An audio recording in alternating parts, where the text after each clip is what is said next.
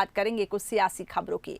BJP ने मंगलवार को उपचुनाव की सभी 28 सीटों पर उम्मीदवारों के नामों का ऐलान कर दिया।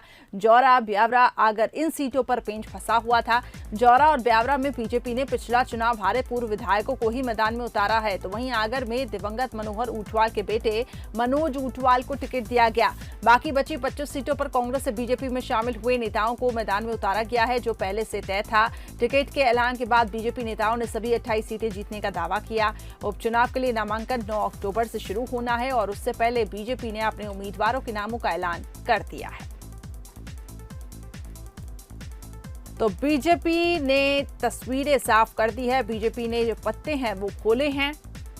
सभी सीटों पर नामों का ऐलान हो चुका है। 25 सीटों पर पहले से ही चीजें क्लियर थी, कोई कंफ्यूजन नहीं था कि जो कांग्रेस से पूर्व विधायक आए हैं वो बीजेपी में जो शामिल हुए हैं वही प्रत्याशी होंगे, लेकिन बाकी बची सीटों पर पेंच फंसा हुआ था, जिसको लेकर चर्चा की गई। जौरा, ब्यावरा, आगर इन सीटों पर पेंच फंसा हुआ था। तो जौरा, ब्यावरा में बीजेपी ने पिछला चुनाव हारे पूर्व विधायकों को मैदान में उतारा है, तो वहीं आगर में दिवंगत मनोहर ऊंटवाल के बेटे मनोज ऊंटवाल को टिकट दिया है। जनता के मूड को और कार्यकर्ताओं की ताकत को और भारतीय जनता पार्टी में आए ज्योतिरादित्य जी के समर्थक जितने कांग्रेस के लोग हैं उनकी ताकत पर मैं दावे के साथ कह रहा हूं कि भारतीय जनता पार्टी ग्वालियर चंबल संभाग की 16 की 16 सीटें जीत रही हैं और कोशिश हमारी है कि अन्य जो सीटें हैं मध्य प्रदेश में, जो टोटल 28-12 सीटें अन्य जगह की हैं, उसको भी जीतें।